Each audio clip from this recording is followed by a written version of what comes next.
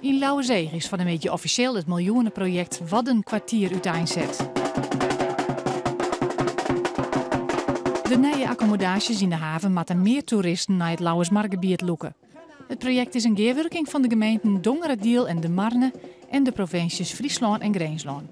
Met de visserij gaat het met pieken en dalen. Het is niet heel erg florissant, ze hebben het heel zwaar. En we proberen eigenlijk ook door toerisme aan de haven toe te voegen ook een nieuw verdienmodel daarmee aan te koppelen. Want er is denk ik wel geld te verdienen met toeristen en visserij en haven. En de ondernemers hier hebben daar de opmaat voor. En uiteindelijk zit je ook aan de Waddenzee en je zit aan het Lauwersmeergebied. Dus ja, een betere plek kan je eigenlijk niet vinden om voor die verbinding te maken.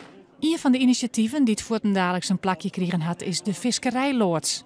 Nou, wat wij hier doen is vooral een visserijwerkplaats erop nahouden.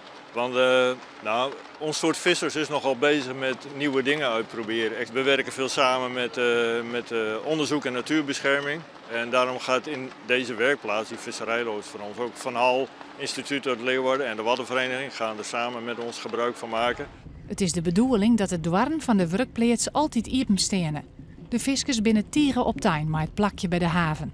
Het effect ervan moet natuurlijk zijn dat meer mensen een idee krijgen van hoe vissers bezig zijn met naar een andere toekomst toe. Ja, we hebben als vissers achterban nodig.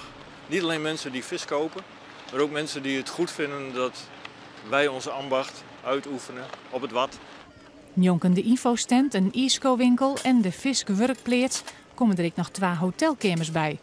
Het Waddenkwartier rent voor eerst voor een periode van 5 jaar. In die tijd wordt er zocht naar een investeerder die er onder oren een permanent hoteldel zetten kan.